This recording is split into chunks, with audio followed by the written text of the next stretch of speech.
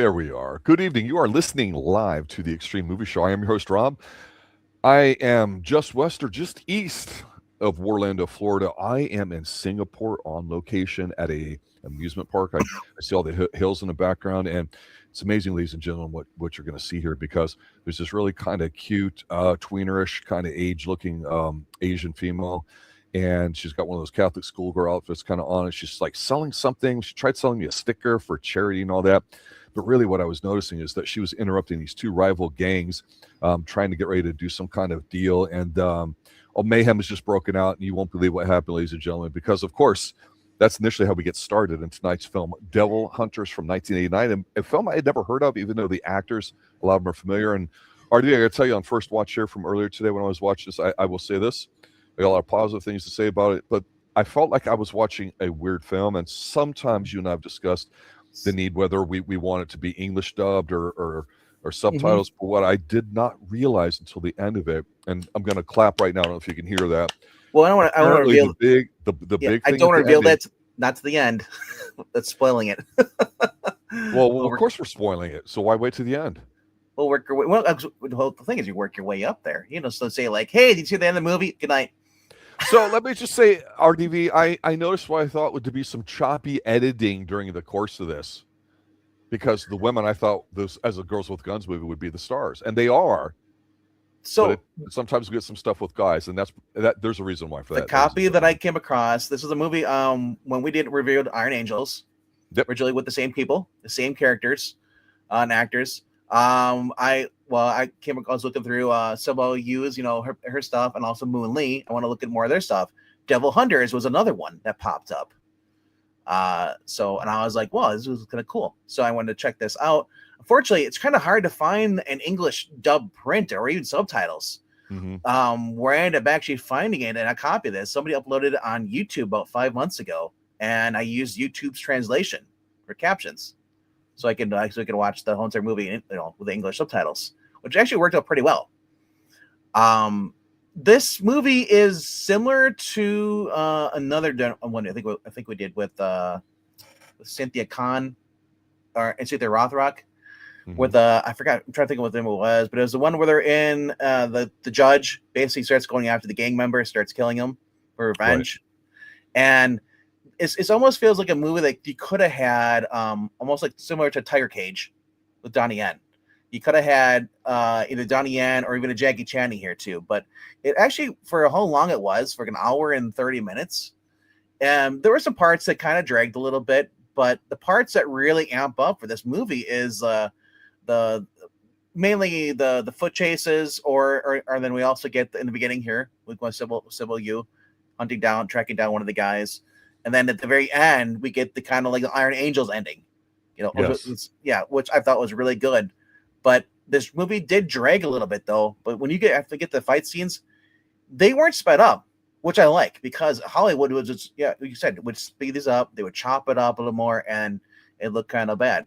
The bad guy in here basically ends up fighting the two girls at the end. Yes. It was actually a really good fight. And this is the guy, basically, the whole entire movie was making his henchmen do all the fighting. So he came off as a chump. But at the end, though, when he's forced to actual fight, he actually is a formidable opponent. So, I think for the movie, what's interesting is, even if the plot just exists to kind of move the action from point A to B, if I just went through real quickly the checklist of stuff you and I both seem to really like, generally from Hong Kong, generally speaking, although this portrays the other movies, is we get a foot chase, we get some climbing stuff, we get use of the environment as a character, we get some good torture scenes in here, we get some gunplay, which I don't care about. I'm not going to say there's a hardcore car chase because I could care less, but we get a fight in a garage, we get a hallway fight. I mean, so all the things that we go, oh man, can't wait to see that. It's people good. Climbing, people climbing buildings, people jumping off the buildings, landing on the trucks. Which is, and everyone in here, every actress and actor, we're pretty much doing their own stunts. Moon-ling and Sibelle Yu did their own stunts, along with I believe his name is Alex. Offhand. Let me look real quick, but he's the main guy in here. He is basically also wants revenge too. Alex Mann. Yeah. No, that's not, sorry, misspoken. It's I thought it was him. It's actually the other one. It's I believe his name is Ray Louis. And he is basically we started off in a carnival. The last time we saw something like this was like a Jackie Chan movie. I think that was might have been Wheels on Meals, not or Meals on Wheels or something, one of those ones, or one of those ones. Yeah. Basically with the trio, with Corian. And yeah, it was kind of interesting because the fact that but it's I didn't real. know where it's going. And it's filmed during the day. Yeah. And it's a bunch of normal people in the background. And there's a ton of acid wash denim. This is so 80s feeling. I'm serious. Yeah, it is great. So you got this, so you got these two guys are gonna do a drug deal and stuff. And then the cops are already ready to wait for them to make the bus.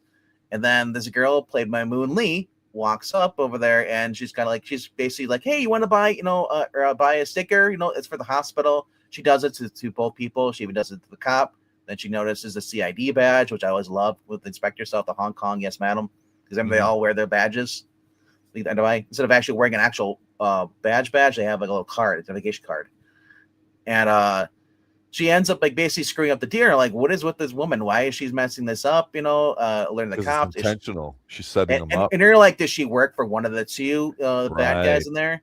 You don't know, but you got Ray Louis in here, who basically is with his father, is actually one of the guys who's actually was going to make the deal. And so he helps his father escape. They go down the slip and slide, we basically go for Noah's Ark or water slide. And they're sliding down. Slide like that before, RDV? I have. Yeah, they have those up in Wisconsin. They have those.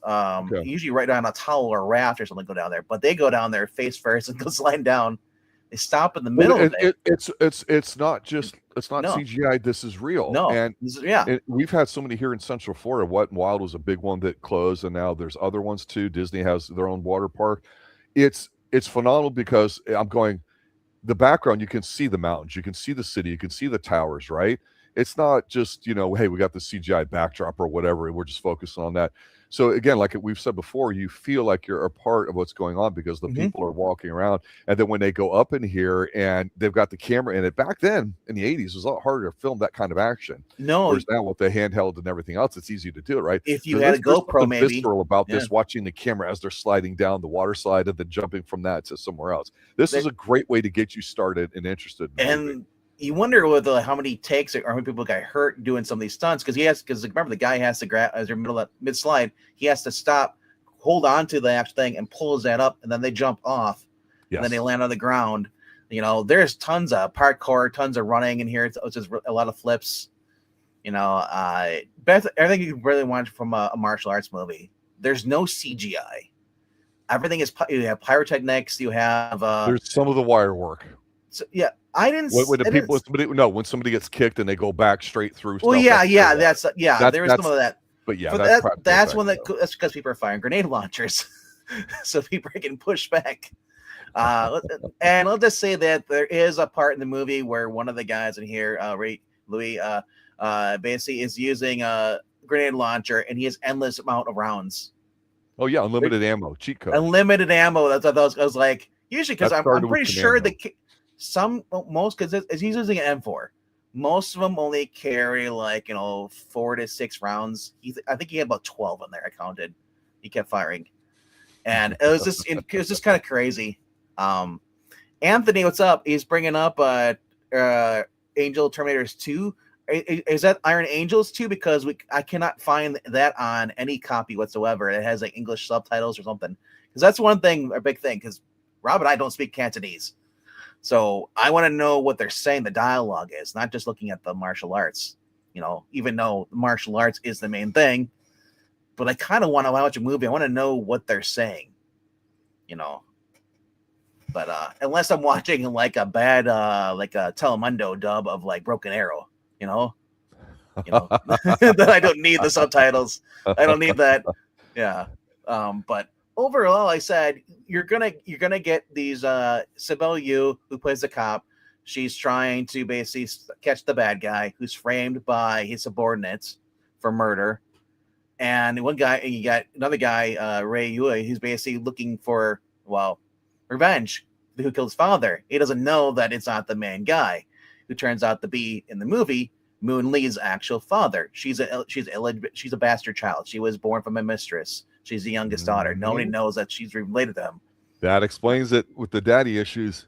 Yes, it's a universal theme, ladies and gentlemen. And I have nothing wrong with that. Oh my gosh! I was popping because there's a couple scenes in here. Whenever Ray Lee pulls out his Beretta, he's pretty much got the RoboCop gun. I love it. Every single time he pulls it out, it's like freaking RoboCop, man. One thing about that I've noticed with the 80s Hong Kong, a lot of stuff that we've talked about with the ladies is we can talk fashion, style, and sexuality and all that too. But I think what's interesting is like when they were, they build up the suspense, like you're saying, they're building up to the scene where you have the two groups splitting off, the cops chasing them, different things happening, combinations of some fighting, some shooting, some acrobatics, some jumping, and all that too. And it's really chaotic. But I just noticed because they're there near the water, you always have like a breeze during the daytime coming in. At night usually goes out and everything. And so it's just funny because the more you stare at these people, and this was a high quality print that you found a link for on YouTube. If you saw it on Hulu or Amazon or any of the other channels, there's even a karate channel, I forget the name of it, that might not be around anymore. Is it Haya? Maybe. I've been seeing ads for it with me, but it's just, these things just change, right? But it's just, the longer, if you've lived in a period, this is one thing I was thinking about, like, I always say I'm the 80s guy and you're the 90s. The same thing would apply if I was watching a 90s film. If it was real stuff and not CGI, I could almost feel like it was back at that time, going back into it because of the haircuts, the styles, all those kinds of things. So watching everybody, this is late 80s, and so I always think that they kind of took some of American fashion with the acid wash thing. Definitely. But everyone's got the suits that they're good suits, but it's like they don't know how to wear a suit. And you can tell they're all gangsters just because they don't carry themselves like they're wearing a suit. They're a gangster who's wearing a suit. And that body language when you walk is different. And then the girls in the office, we've seen this before, and all of them, they have their suits, and it's like the office, not skirt outfit, but like the really classic kind of one where you see no cleavage, you see no leg or whatever. Yes. And it's very professional looking, which that doesn't really exist anymore. Well, like you, almost like you'd see when people do the parking maid cops, You can't take anybody seriously on a Segway, right? No, and there's no segues. And that's why if somebody's wearing a short sleeve dress shirt, you cannot take them seriously either. I mean, but that's they're wearing the traditional dress uniforms for the cops. When the cops have to dress up and go to dinners or functions over there, you see some of the female cops doing this, and Woon-ling actually impersonates as a special agent by wearing one of those uniforms. I like the master of disguise thing with her being the young girl, because at first you're like, okay, they're showing this girl here maybe just to show us who the first bad guys. This is her second, when she touches the sticker like on the guy's lapel where you normally put it, it's kind of like, okay, she's in on something. I don't know what. I'm going to have to watch it now. Three things are going on immediately. You also get the fact that Sibelle Hugh's character in here was kind of not the main lead, even though you expect her to be. She's an inspector. Her sister or friend Wen gets killed at one of the first raid-outs down the docks, and she's gonna quit. But then her cousin, who basically reminds her, "I'm your superior. Go and get revenge. I'm not gonna accept your resignation." So he goes there, and she ends up teaming up with Woon-ling, but not knowing that Woon-ling is who she really was. Woon-ling betrays her, and ends up like stealing her car, leaving her stranded. A lot of what's those? I think these are BMWs. They're driving here. But the blue and white shield. Yeah, I'm trying to think. Left her in the cold. You knew that was going to come back to her for a fight, right? I mean, yes. So, but it was interesting because we're watching Inspectors Wear Skirts. How more she was more of Commander you in there Sue, and she was more assertive. In this, she was kind of like incompetent a little bit. I'm not used to that side of her character. True. Yeah, I can see that. I mean, it's not, I think, to a detriment, but again, at the end, with what we're going to talk about, that might explain some of these things, the way it's framed. At the end, we strap up. And then it's different. It's not consistent, right? But the bad guy who plays Cheng here, like, he's actually a really good bad guy here. And while you're looking that up, I'll just add to the audience that, again, when you watch these movies, you can kind of check your brain a little bit for the plot. I guess it depends on what you like, but it's the thing that we try to do here in Extreme Movie Shows, we do watch movies from different cultures, different time periods, and look for themes. And one of the things that's been very consistent and very surprisingly so for me, because I've seen some Jackie Chan films, I've rewatched some, but a lot of these new ones you and I have done RDV, man, I'm really digging the Hong Kong vibe, because these stunt people, they're not fucking around. They're trying to do as much as they can, and it's like, it's one thing to have like Tony Jaa that we've talked about give you, and he's 140 pounds soaking wet, right? And he gives you something kind of cool and creative and different, but maybe the way he frames it, you know, it's, you don't like it, I don't know. But the fact that people have unique styles that's just visually stunning to watch, give it to me. But here, there's always something brutal slightly about the way they do their stunts and the way they're crashing. And yes, the guy's going to flip and crash a table. Yes, somebody's going to kip up after being knocked down. Yes, somebody's going to do a jump off the side of an alleyway and kick somebody midair. But when it's filmed where the camera's still and you can see the action and the timing of like a boom, boom, boom, boom, like they changed spots of viewing it. Boom, boom, boom, boom, boom, boom, boom, boom, boom. 1, 2, 3, 1, 2, 3, 1, 2, 3. Pause, beat. There's a rhythm and flow to it. Like I've always said, Blade captured well, but that a lot of movies don't, because the camera's too close or too fast and it's shitty edited. You get to see them, and the girls, I'm telling you, they look so great when they're fighting here. It's an embarrassment of riches, this time period of what they've had for martial arts films. Yeah, so look at the bad guy. His actual real name is Francis NG. I'm not going to pronounce it because I don't know. But this guy, after this movie, he kind of started getting involved in more production film. This is his first time actually doing some more stuff. He was in '86 in a movie called Midnight Girls, but he didn't really do much at all. He's a background character. This is his first kind of big role before he started working with Stephen Chow in Fighting Scholar, and then he worked with Jet Li in Kung Fu Cult Master, and then he started doing a villain in Young and Dangerous in 1996. Started doing a lot more stuff, and then I'm not sure if he's still acting or not, but he's 64 years old. But this guy, he comes off. He's the main bad guy, or he's a subordinate. Basically, wants the diamonds, take over, and he looks like a weasel. He looks like the guy he would screw you over.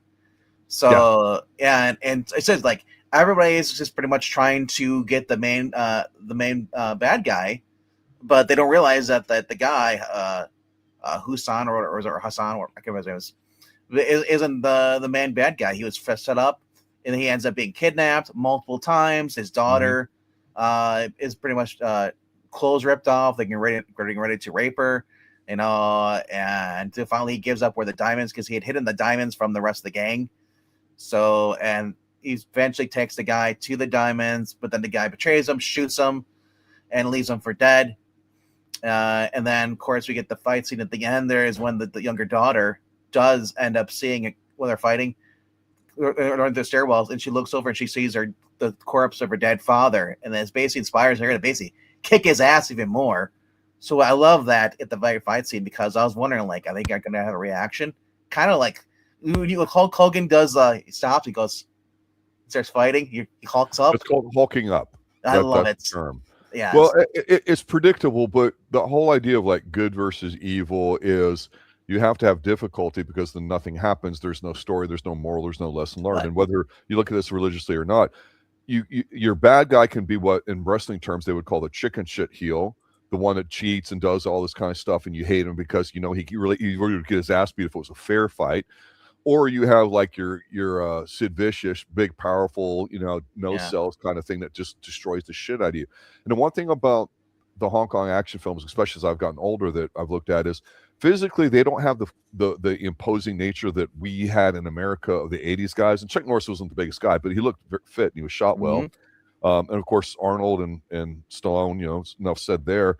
But when these guys aren't necessarily chicken shit heels and being dopey, they look like they're mean mugging. They look like they're scowling. But there's that part of you in the brain that's seen enough of these movies to go, he could probably kick my ass. And it's really apparent in here when you're watching this guy's not fucking around. So and there's a part in this movie where they're trying to find where the main bad guy is, and there's this guy who's kind of like, he drives a truck, he's kind of poor, and he lives with his family and stuff. And this actor, played by Michael Chan, he actually was involved with the Triads. Sure. Yeah, was real. No, from real life, was involved with triads. He worked with them. He also worked at as a prison guard, facility stuff, and would meet a lot of stuff. So he got a lot of handoffs, and eventually got in a lot of trouble. But it was because I said this guy, when I looked at him, he kind of looks like a David Carradine, the Hong Kong version. A little bit. You know what I'm talking about? Yeah, he was like, you see this guy, he's got a hearing line, but he has a David Carradine kind of resting kind of face, like he's very serious, calm. They end up blackmailing him, kidnapping his family, and because they said, well, where so and so is at, like, let's, and he's like, just leave my family home. And he ends up betraying his buddy, but only to come back. He sends his kids away to the Philippines to get him out of their family. He comes back. He rambles up. He gets these guns, gets the grenades, and he goes as a one-man army guy, and he starts attacking the bad guys. And the great thing he does, though, he does get killed, is that he takes out not only but 14 guys. I don't know how there was so much. So there's the thing. Whenever you think the bad guys don't have any more bad guys, there's always a handful more bad guys. It's the 80s. There's never an ending supply of it. Yeah, the only thing I was kind of like all these bad guys is the end of the movie. And I'm kind of where are all these guys coming from? Because it's like they have a spawning machine somewhere. It's like a video game. But so he ends up the guy. There's the one guy I call him Shades. He's all cute and funny. He's the one who's torturing the bad guy's daughter. I'll talk about the torture scene here in a minute. Yeah. But it's saying he thought he's this guy that he was gonna go, rape the girl and stuff, but he's told no. He ends up he gets his own desserts. He gets shot, dies, so he doesn't get to live. But overall, I said the martial arts are very at the end of this movie. There's a couple in the very beginning, but for the most part, it is a gung fu basic type of movie. I think that one of the differences you and I have in terms of our personal tastes is I always grew up watching like classic old horror movies, and I really was intrigued by how like the American version of Frankenstein or Dracula was different if the Hammer films did it, or Spanish or French or whatever. And so I always thought that shit was incredible. I don't know why. I just always liked it. And I always liked kind of the eroticism that you could put into it and all that too. Not necessarily the progressive gayness that you get in modern horror, like in any of the American Horror Story things, the current one that's really hot right now, which has actually been pretty decent, called Beauty. There's a lot of, of progressive ideals in it somehow for whatever reason.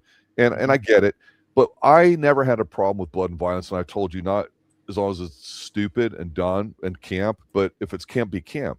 And the rape scene here, when the girl gets kidnapped,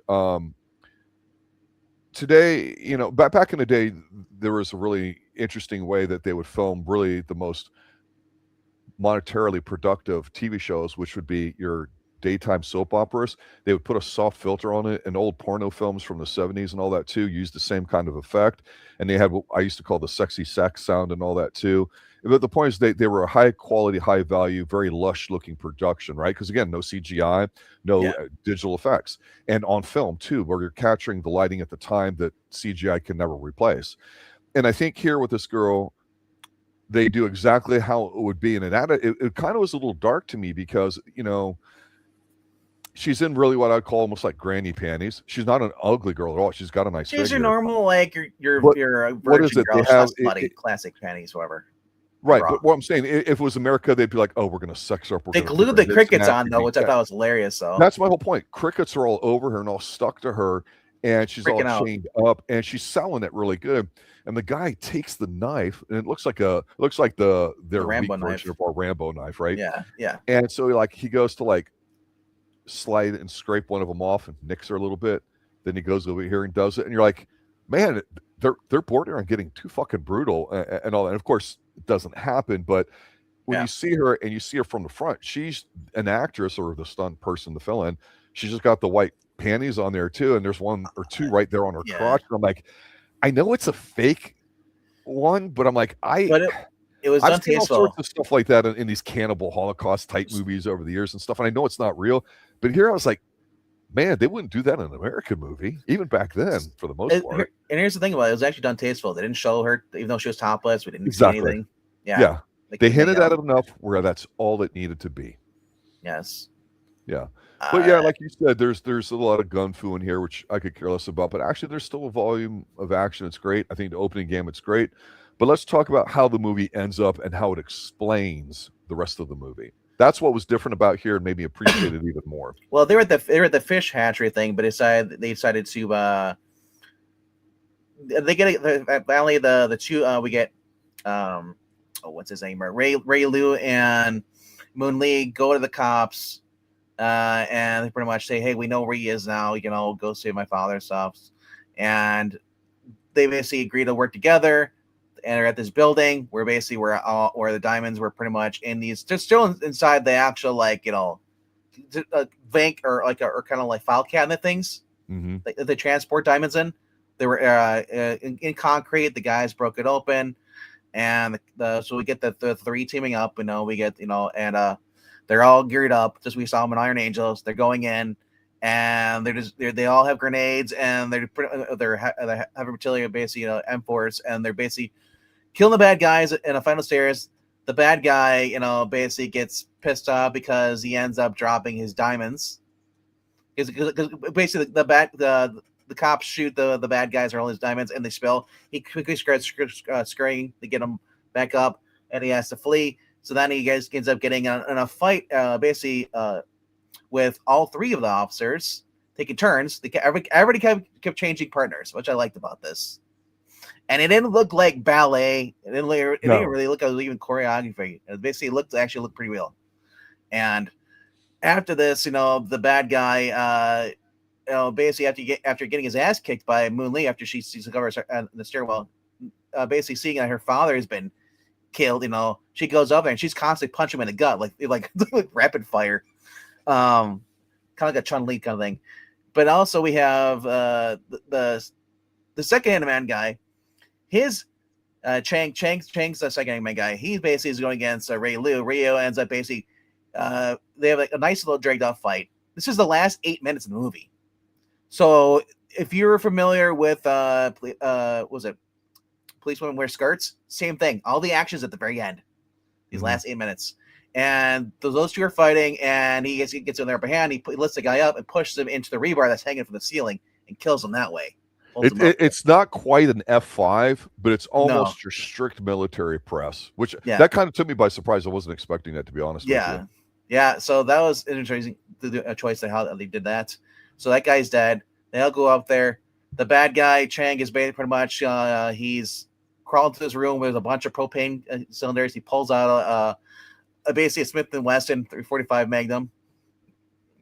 And he's getting ready to shoot, and they're like, oh, shit. They're like, and then he turns around, he puts it on the container there, and he's going to pull the trigger. They run out. Now, there's a large explosion, and we see they pause it, and at different angles, we see two of the girls are on the ground fire. This was not planned. It was improperly planned. The gunpowder had too much in there, and it caused we got third-degree burns for Sibelle Yu and Woon-ling there. And so at the end, they basically pay tribute to them because they wanted to do their own stunts. Yes. And it's the paper style. They show it, and that's how it ends. Really, they basically commend, and it is very gnarly looking because there's so much more gunpowder than was supposed to be in there. They were wrapped in flames as they jumped out. Where Ray Liu had basically already jumped out first, he was fine. It was the girls who were basically on fire as they fell. I think we never really talked about this, and so it's a nice way to just kind of bring it up quickly. And we, it can always be a sidebar for a much bigger project. For me, like I always mentioned, being a huge John Carpenter mark, and you would see a lot more, I think, fires and burns and stuff like that in films. Today it's a lot of it's CGI. And so the controlled burns and demolitions and the practical effects of the cars and stuff, it's not quite the same.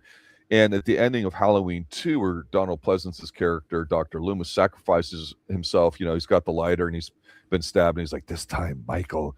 And then it explodes, and then he comes out. As a kid, I go, I know that's a guy in a fire suit, like the big, thing like a fireman would wear. That's what you thought of as a kid back in the 80s. And he collapses it from. It was terrifying. It was done well. And we've seen some people on fire now, and some of it's not too bad. Yeah. We recently reviewed The World Is Not Enough, and actually Pierce Brosnan's James Bond character gets a bit on fire and he rolls over, but it's like a little fake one. Like I've seen worse than hardcore matches, right? This is brutal. This is by far like shit, that's what it really looks like. Man, that's gnarly. And of course, When you you got to use the footage, right? Yeah, and here's the thing: when you see people wearing fire suits when they're on fire, professional people with their suits, Yeah. this is what it looked like. But they didn't have suits on. This was actually It's them like on here, fire. instead of seeing like a person in a fire suit and it's on fire, where you go, man, that's a wide body like a linebacker. What these people look like, because two of them were girls, is they looked like stick figures, like you almost couldn't see them. That's how much they're engulfed in flames from top to Their face bottom. was gone. I was And you're all like, fire. wait a minute, what just happened there? They looked like the Human Torch running out, jumping and landing down. Well, and That's so how that's bad it why looked. at the beginning when you said don't spoil it, then we Yeah. do spoil things here. What happened is because when you have a movie, you can have what's called parallel tasking, things going on at the same time, like with a second unit or backup unit. Sometimes you do your action sequences first, get it out of the way, or like if you have to cut your hair, or or if you lose weight or there's an injury with filming and all that, you're on a timeline, right? It's a project. So I think maybe what might happen is they were doing like this because it's such a big investment of time and resources that they got out of the way. But when you got third degree burns, man, I don't know about you. I've been injured in a lot of different ways, but the worst pain I've ever felt, and I think it's probably the most horrific for anybody, is nerve pain. I've had second degree burns, not third, and I can only imagine what these ladies had to go through. So like I say at the beginning when I was clapping and applauding, for the women to do the majority of their stunts involved in fights, it's very believable. They've done this more than once. You can be pretty, you can be sexy, kick some ass. Oh, that's even better, right? And to them, do that and have it would be a disservice to me if they didn't honor how hard they worked on it, even though this was a complete accident. Nobody was being stupid. That if they didn't do it, so I really appreciate it at the end. And now that explains why sometimes the choppiness of the editing is involved in the movie, because we have to spend more time with the guy, like when he's doing the fighting in the underground car garage or whatever and all that. You're like, wait a minute, what about the ladies? You do get these gaps. You are right. That kind of reminded me of They Come for Us at Night, I think it was called. Mm-hmm. They Come at Night or something. That was one of the triad. I remember being attacked in the parking lot, and he had about a bunch of guys. So you see him basically, it says Ray Lee running and jumping after his dad just got blown away by the guys with the Uzis. He's running and jumping over cars, and he's taking out the guys. He doesn't have a gun himself. And it was just really weird because these guys were in like the drug business or the merchandise business, but they weren't, like, he didn't have a gun on him at the time. Like, you think you'd carry a gun at all times after this. And it was really weird too. It was kind of poor writing. This is after the botched deal, and his dad had he learns his dad insulted the guy, basically lit up with Cheng and said, I'm not giving you full merch as a save face. Because the guy, they blamed them for the cops being there and stuff. And Cheng's like, save face, Mr. Han would prefer if you would just give us all the merchandise, for free as a gift. And the guy said no, and he said, I'm not doing this as a subordinate, So he dismissed Cheng and he left. Back, he told his son about this, and he's doing something like, dude, there's a price on your head now. If you don't, it's like, why would you? And now you think they'd have more of their own guys? That's what I don't understand either, too.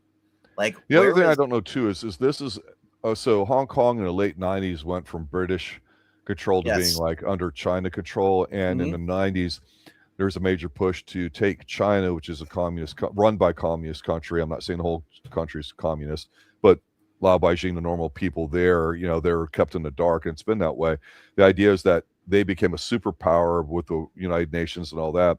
So now people wonder about it. Hong Kong was this place that were kind of sovereign, right? It's kind of like a Monte Carlo in a way, although it doesn't have the background to it with and all that. But in terms of like low taxes, that's why Singapore got really big too. It's like those kinds of things where they don't have guns or whatever like that. Yes, you're going to have them in movies, but so to me, it was hard for me to judge. Okay, the bad guys have the occasional guns and some of the knockoffs, right? There was no security we saw it with some guards. of the ladies. They didn't have them, right? I mean, that's why they do martial arts in the movies, I guess. I don't know. It's tough. When they went to like the drug meeting, the other guys had a bunch of guys, and then Ray Lee and his dad, didn't have any of those, just them two. And I'm like, where is your security detail? I hear you. And unless they're just a first startup thing, because even his son is like, hey, don't mess with Mr. Han. They're like, these bad guys, they'll mess you up. You shouldn't insult them, So maybe they're just starting up, but it was kind of weird though. But overall, the stunts are really good in here too. We get some car chases. If you the guns were kind of like, okay, I can tell that you're not firing blanks, you know.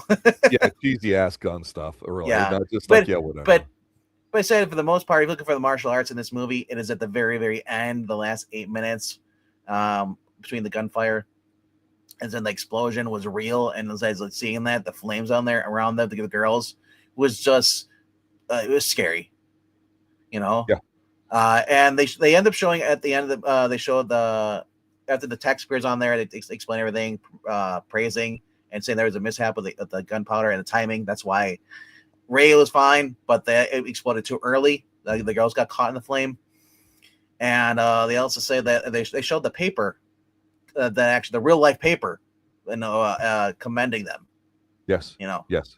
So so, and that's kind of how it ends. But I said, trying to find a lot of these movies, getting an English print or even an English subtitle is extremely hard unless you're going to go buy a Blu-ray. You know, and it might happen that way if I would get a Blu-ray. I mean, Daily Motion had it on there, but I had no way of actually telling what the subtitles were, because the subtitles were basically, if they had any, they were in Cantonese. Yep. Yeah, so it was kind of frustrating that way. But I heard that they have, I think it's Iron Angels 3 is on that's what's that place called? Starts with the S. It's a website. I forgot what it's called, but it's, I think it's Synapse website or something like that. Okay. It's the one we reviewed, the Ninja in or whatever. New York Ninja. Yeah, remember that movie? Came out a couple years ago. It was finally finished. New York Ninja, yes. Yeah. So that there is the company that is behind that also owns the rights and also was printing off copies, I guess selling Iron Angels 3 and or all three of them trilogy. So I might look into buying some of those. But for the most part, final thoughts for me, I got to tell you, the opening scene is just wonderful reminder of what it's like to have an opening gambit to draw you in. It finishes big, to your point. You can like or not like some of the stuff that happens in the middle. I thought there's enough variety, like with the alley fight there too. I like a garage fight. The stuff that you and I as like normal people about, the only thing I don't think I remember seeing here is like if they fought in a grocery store, right? We always get like the random boxes of fruit at the end of the alley and stuff like that, and people carrying glass across the street. Okay, that's been there, done before, but I thought it was a fun film. Never heard of it. I'm glad you recommended it. I know we like to seek these out, but it just makes me appreciate the women that have done these films. It's not just pure sexual hijinks kind of stuff. These are women. They kick ass. Yeah. That's why we liked Amy Johnston, who basically kind of was like our patron saint, because we kind of started off with her and then we worked our way backwards to some of these other ones too. And this has been really good too. Cynthia Rothrock as well, of course. The only thing that was missing was a little kid eating popcorn and getting caught in the crossfire, and they had to save him. Or the old lady with walking across the street where somebody has to run across and carry him to safety in a dash. It's always a little kid. He's looking up and he's like, oh, and then she has to like push him out of the way and save him. It's always with all those Hong Kong movies. So yeah, overall, I thought it was pretty good. A little long. I'd say it's not as good as Iron Angels. I think Iron Angels is a little bit better than this. Maybe because it has more a comedy. So you're missing that one actress. Those from Policeman Wear Skirts. Mm-hmm. But overall, I'd say it's on par with policewomen wear skirts, or inspectors wear skirts. You know, right? It's not something to brag about. It's like, oh my gosh, it's the best movie ever. But I do like it for what the martial arts, it does show in here. Plus the parkour, the jumps are just like, I'm thinking like every time they land and they're jumping like 15 feet in the air. Yeah, it's basically, you look at the Hell in a Cell cages, at WrestleMania or whatever, and these people are jumping off, landing on their feet, and they're getting up and running. Sure, there's that, of course, but you still have to do it, and they have to film it. It's got to look believable, and they sell it. Yeah, totally different than the American approach to action, for sure. No doubt about that. Angel Terminators. If I can find a decent copy, we might review that. Like I said, right now the hardest part is finding these movies and being able to watch them and understand what's going on. Because I don't want to review a movie and I just don't know. I don't know what's going on other than just like watching with the no subtitles or nothing. Because I'm a person. I'll admit, I love English dub. If I can get an English dub, I'll watch that. I don't care how bad the acting is. At least I know what's going on. I can focus on the fight scenes. This I had to pause and because when they start actually fighting, thank God no one's talking because I was able to focus a little more. But I got confused. I'm like, I got to go back. Like, hey, who is this character? Because some of the girls, like Woon-ling, wears her hair and dresses as similar to some of the other girls in here too. So I got like confused at first. I'm like, wait, isn't that supposed to be Woon-ling there? Then like, who's his other sister and stuff? Like, it started to get a little confusing for me because I don't watch a lot of these in succession. So it's been a while since we did a martial arts film. So I'm trying to remember like, okay, this is what Woon-ling looks like now. What does she look like back then? Google image, show me this. And even IMDb's, I hate it because sometimes IMDb's are updated photos. I'm like, well, that doesn't help me for this movie. Show me what she looked like in this movie. You know. But yeah, we'll probably do some more martial arts. So tomorrow night, Wednesday night, live, 9 p.m. Eastern, Colombo, season 4, episode 1, with the great Robert Conrad of the Wild Wild West as a fitness guru who's the murderer. Professor Brooks and I will be going live to do that whole season there too. And what do we have coming up over the weekend, sir? Well, if you want to start, we'll be doing Miami Vice season 1. Miami Vice, Miami Nights, as we like to call it. There we go. Season 1, ladies and gentlemen, check it out. There's some great copies out there. I think you own it, RDV. I think I own it too. I got to look around the Extreme Studio here somewhere for it. But man, Miami Vice is just a vibe. If you guys have not seen or experienced, you got to check it out. You mean this? Not the movie. You mean this right here? Oh, where'd this come from? You know, I'm gonna do my Tubbs impersonation for you, ladies and gentlemen, because I can't contain it anymore. It's been 6 years since we've started the channel, and I've been wanting to do Miami Vice ever since. You ready? Listen carefully. You might miss it. It's gonna go fast. Sure, let's listen. Ain't it a crime? There we go.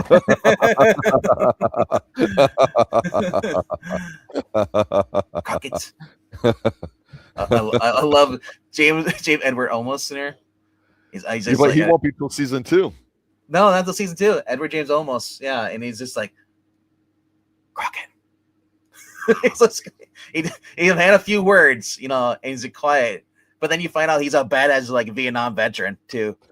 And there's a story for all that too, which eventually we do season 2 and get it. Like, did that surprise you though? Because like we also learned that it was a Vietnam veteran was Sonny Crockett. So Vietnam's prevalent in 80s action people roles for sure. Maybe automatic. I might be misremembering. Maybe I think that Edward James Olmos, the captain, he was Korea War. I think it was. Well, they eventually fill that as a backstory, but not in season 1. No. That's all season 2. He's got a sword. Season 1 is about my brother, revenge for Tubbs' brother getting the bad guy and falling in love with the bad guy's daughter. Welcome to Miami, and I certainly don't mean that Will Smith. And I'll just say that the first season, though, all night long. That's all you hear in the. So many characters pop up in the first season. Just famous people, actors now. The music is just fantastic, and I can't wait to talk about it on Sunday. So that'll be Eastern, ladies and gentlemen. Yep. Unless we decide to go 6, we'll talk for 2 hours. Yeah. Well, we might go longer an hour. We'll see what happens. Yeah. All right. Good night now. Later, guys.